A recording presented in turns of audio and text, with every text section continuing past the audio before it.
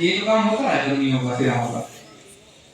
तो क्या करता है, जब ये कोलेस्ट्रॉल बढ़ता है तो उन धमनियों में फैट जमा होने लगता है। फैट पहले तो शरीर में आता है, इसके बाद जब और मोटापा बढ़ता है तो वो कहाँ पर जमता है, धमनियों में। और जब धमनियों में बढ़ जमता है तभी हार्ट अटैक की समस्या आती है। छोटी सी बात है, हम लोग नहीं समझ पाते हैं। हार्ट अटैक का मतलब यही है कि धमनियों में, सिराओं में फैट स्टोर होता है, वो ब्लड को आगे ले जाने में रुकावट पैदा करता है। अगर ब्लड जाए नहीं हार्ट तक तो हार्ट अटैक आएगा। हार्ट अटैक है, मस्तिष्क अटैक है, कहते सुना होगा कि मस्तिष्क की नस पड़ गई। ये ऐसी बीमारियां हैं जो छोटी छोटी कमियों को हम लोग नजरअंदाज करते हैं, फिर बाद में बड़ी रूप में हो जाती हैं। अब इसका अगली बार उपाय बताया जाएगा कि इसको हम कैसे मेंटेन करें, क्या खाएं, क्या पिएं, क्या ना खाएं, क्या ना पिएं, कौन सा योग करें, कौन सा प्राणायाम करें। क्योंकि इतनी देर अभी आपकी छोटी सी भूमिका बनाने में लगेगा वो ये चीज एकदम ही होती है, शिक्षा है ये। और यही चीज अगर आप पढ़ेंगे जा करके, जब आप वो करते हैं फार्मेसिस्ट या फार्मेसी की तैयारी, तो वहाँ पर यही चीजें शरीर को बताई जाती हैं, छोटी छोटी बातें। वहाँ पर पूरा एक एक चैप्टर होता है, एक चैप्टर का पढ़ना, एक महीना चले। ठीक, तो इस तरह से आपको ये सावधानी बरतना है।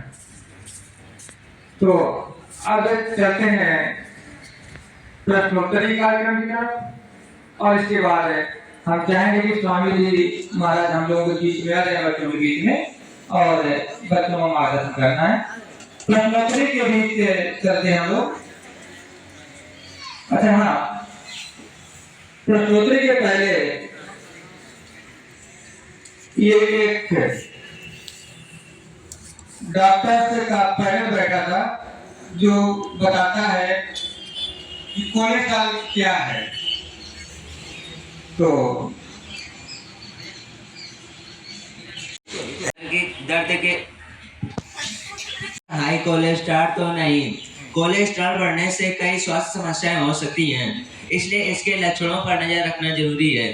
कोलेस्ट्रॉल कोशिकाओं की मरम्मत और नई कोशिकाओं के निर्माण में मदद करता है, लेकिन जब इसका स्तर बढ़ जाता है तो यह कई गंभीर स्वास्थ्य समस्याएं जैसे दिल के दौरे और स्ट्रोक का कारण भी बन सकता है। ब्रेन स्ट्रोक जो भी मैंने बताया था, माइंड का अटैक पड़ जाता है, दिमाग का अटैक, दिमाग की नस पड़ जाना।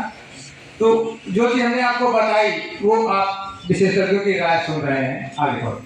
शुरुआती चरणों के इसके बढ़ने के कोई खास लक्षण नहीं दिखाई देते हैं, लेकिन जब इसका स्तर बहुत अधिक बढ़ जाता है तो कुछ लक्षण नजर आ सकते हैं। हाँ, स्पष्ट किया गया ना विशेषज्ञों द्वारा कि शुरुआती में ये समझ नहीं आता है। जैसे कैंसर, जब कैंसर की शुरुआत होती है स्टार्टिंग, तो समझ नहीं आता है।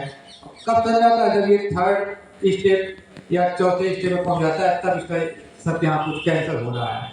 तो ये एक तरह की कैंसर जैसी ही बीमारी है, घातक बीमारी है। आगे बढ़ो। कोलेस्ट्रॉल के बढ़ने से धमनियां सख्त हो जाती हैं और सक्रिय हो जाती हैं। अभी बताया हमने, टॉपिक दिया था कि कोलेस्ट्रॉल धमनियों में अपना स्थान बनाता है, अपना निवास धमनियों बना लेता है। तो जब धमनियां चौक हो जाती हैं, ब्लड को आगे नहीं पहुंचा पाती, जिससे शरीर में रक्त का प्रवाह कम हो जा सकता है। ऐसी स्थिति में हृदय को पर्याप्त ऑक्सीजन नहीं मिल सकती। जी हाँ, अभी हम बता गए शुरुआत में। इससे सीने में दर्द और बेचैनी महसूस हो सकती है। इसके अलावा चलते या व्यायाम करते समय पैरों में दर्द, ऐंठन और थकान भी महसूस हो सकती है। कभी कभी आप लोगों भी अनुभव किया होगा कि न चाहते हुए कोई कुछ काम करो, कहीं थकान लग गई है, मन की इच्छा नहीं होती है। इस तरह की कोलेस्ट्रॉल कहीं कहीं डिस्टर्ब कर रहा है। सिर दर्द, चक्कर आना, थकान, उल्टी, आंखों की समस्या, याददाश्त कमजोरी होना जैसे लक्षण दिखाई देते हैं। बहुत सी बीमारियां बढ़ाता है ये कोलेस्ट्रॉल। अगर आपको ऐसे कोई लक्षण नजर आ रहे हैं तो डॉक्टर की सलाह से कोलेस्ट्रॉल को नियंत्रित करने वाली दवाएं ले सकते हैं। डॉक्टर की सलाह से दवाएं ले सकते हो या योगाचार के माध्यम से बिना दवाओं के ठीक रह सकते हो, आजीवन ठीक रह सकते हो।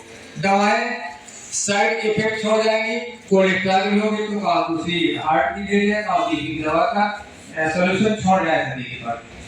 इस तरह से